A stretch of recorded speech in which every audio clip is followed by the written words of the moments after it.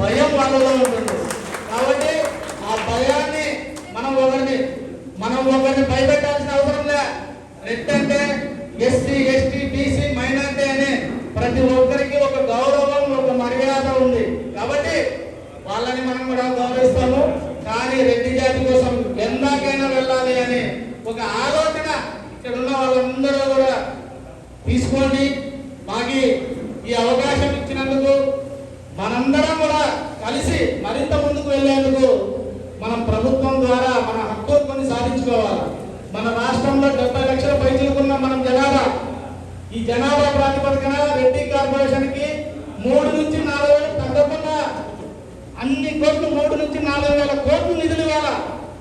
రెడ్డి నిరుద్యోగ యువత ఎంతో మంది ఇబ్బందుల్లో ఉన్నారు. వాళ్ళందరికీ తోడుగా ఉండాలా. వాళ్ళందరికీ తోడుగా ఉండడంతో పాటు వారికి బ్యాంకు ద్వారా రుణాలు మంజూరు చేయించాలా. అదేవిధంగా మహాయోగి వేమన గారి జయంతి రోజుని సెలవు దినంగా ప్రకటించాలా. వీటితో పాటు మన రెడ్డి కులస్తులు ఏదైతే లోన్ల కోసమో లేదంటే భూములు ఎక్కున్నాయనో మనము రేషన్ కార్డులు కోల్పోయాం చాలా మంది రెడ్లు. వారందరికీ తోడుగా నిలబడి రేషన్ కార్డులు భూములతో సంబంధం లేకుండా ప్రస్తుత పరిస్థితుల్లో ఆర్థిక పరిస్థితులు అంచనా వేయడానికి సగం కష్టమైంది. అది ఇప్పుడు ఒక ఆధార్ కార్డు కొట్టామంటే ఎవరు భవిష్యత్ ఎవరు అకౌంట్ ఎంత డబ్బు ఉందనేది క్షణాల్లో వెళ్ళిపోతుంది. అలాంటి పద్ధతి ఉన్నా కూడా ఎప్పుడో ఐటీ కట్టినారని, యాదో డబ్బు కారు ఉందని, లేదంటే ఏదో మనకి భూములు ఉన్నాయని పన్నని భూములు 10 ఎకరాలు 100 ఎకరాలు ఉన్న ఉపయోగం లేదు. కాబట్టి అవన్నీ కాకుండా రేషన్ కార్డు కూడా మంజూరు చేయాలి. ఇలా కొన్ని డిమాండ్లతో ఆంధ్రప్రదేశ్ రెడ్డి సంఘం ప్రభుత్వం దృష్టికి తీసుకుపోతుంది.